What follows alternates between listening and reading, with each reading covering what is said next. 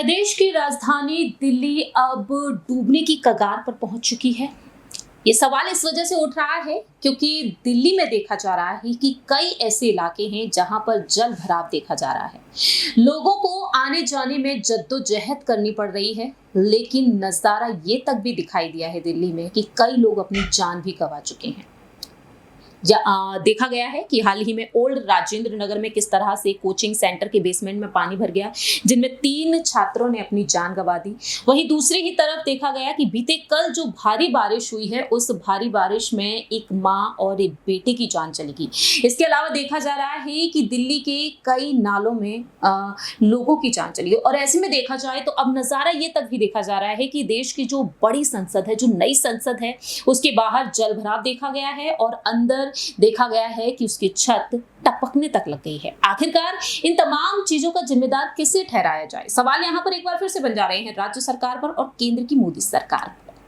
नमस्कार, UIP news देख रहे हैं आप और मैं हूं आपके साथ प्रांशु राठौर। हमारे साथ इस वक्त मौजूद हैं हमारे सहयोगी चेतन, जिनसे आज हम चर्चा करेंगे कि आखिरकार दिल्ली के जो नजारा देखने को मिल रहा है, इसका जिम्मेदार कौन ठहराया जाएगा। तो आगे बढ़ने से पहले यहाँ पर कुछ विजुअल्स आपको दिखाना चाहेंगे नई संसद के।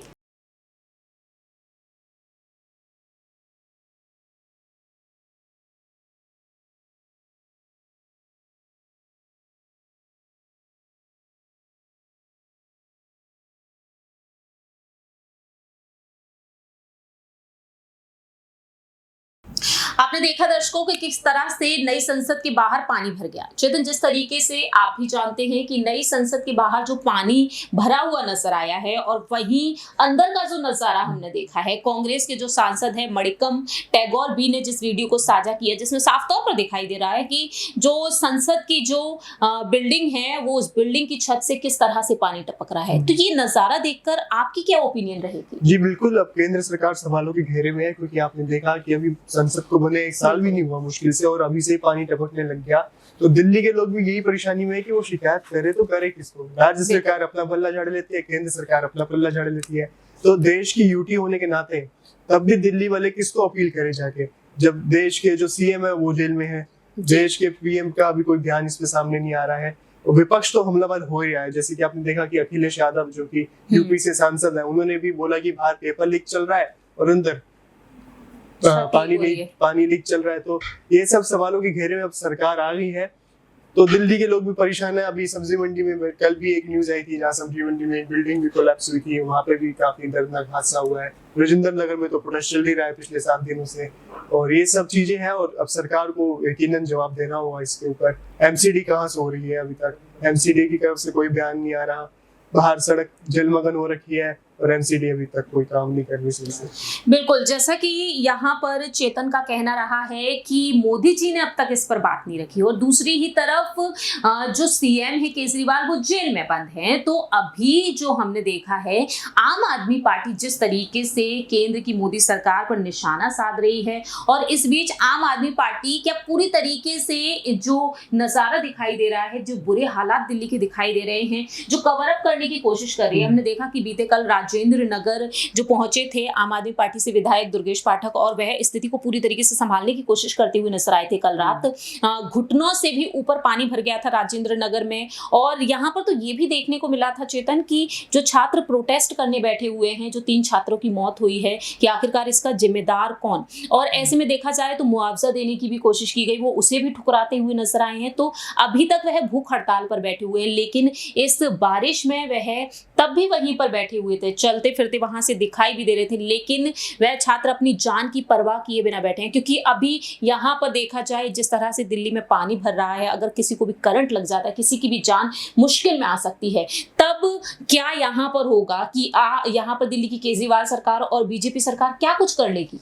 जी, हर बारिश के बाद दावे तो बड़े बड़े होते हैं, लेकिन ऑन ग्राउंड रियलिटी कुछ और ही होती है। राजेंद्र नगर में भी जब हादसा हुआ उसके बाद उन्होंने कई दावे किए। एमसीडी की जो मेयर है शैली ओबराय, वो भी उनका भी बयान सामने आया कि ड्रेनेज की सफाई करा रहे हैं। लेकिन हर बार अभी जो दूसरी बार बारिश हुई है उसने एग्जाम्पल एक और हमारे सामने रख दिया कि पानी वहीं का वहीं है, बस नहीं हो रहा और सरकार अभी भी नींद में ही है। सरकार अभी मेरे को लग रहा है थोड़ी और उम्मीद कर रही है कि हादसा हो तो उनकी शायद नींद खुले।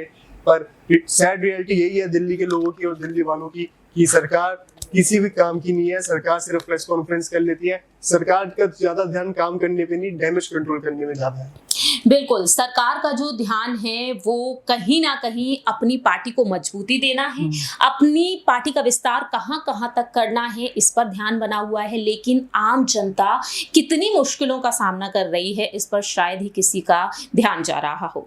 यहाँ पर आपको ये भी बता दें कि अखिलेश यादव ने सोशल मीडिया पर जो छत से पानी टपक रहा है, जहाँ पर देखा गया है कि ब्लू कलर की प्लास्टिक की बाल्टी रखी हुई है, और जिस तरह से जो नज़ारा हम अपने घरों में देखते हैं कि छत से पानी टपक रहा है तो हम बर्तन लगा देते हैं वहां पर, वो नजारा आज नई संसद भवन में दिख रहा है।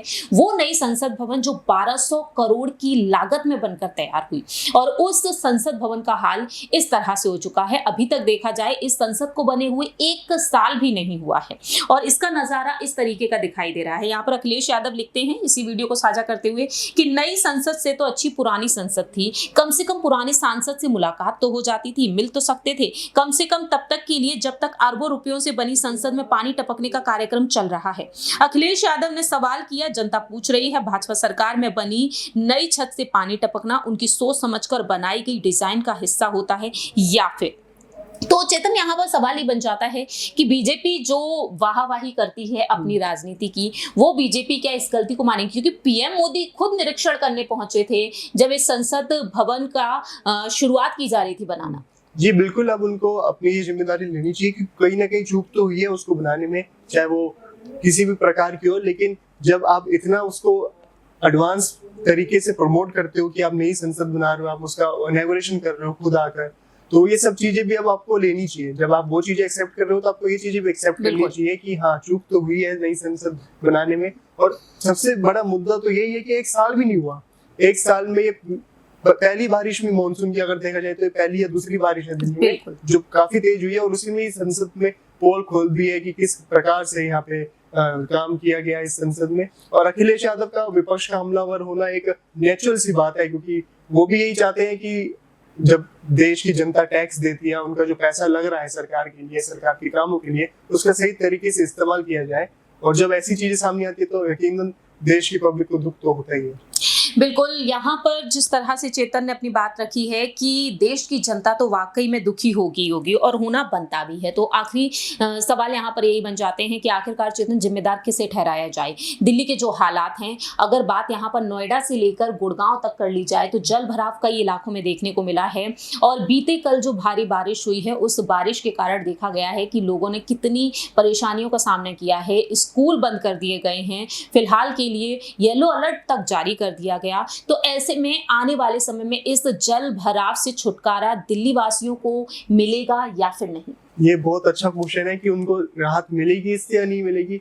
इस पर तो कुछ कह नहीं सकते, इस पर तो सरकार को ज्यादा पता होगा। लेकिन जहां तक बात है कि जब दिल्ली के सीएम को छुड़वाने की बात आती है, अपनी पॉलिटिकल पार्टी को मजबूत करने की बात आती है, तो इंडिया गठबंधन के सारे नेता इकट्ठे होकर प्रोटेस्ट करते हैं केंद्र के खिलाफ। लेकिन जब दिल्ली की जनता की सहूलियत की बात आती है तो ऐसा कोई प्रोटेस्ट देखने को नहीं मिलता उनकी तरफ से, और ना ही वो इस बारे में खुलकर बात कर पाते हैं।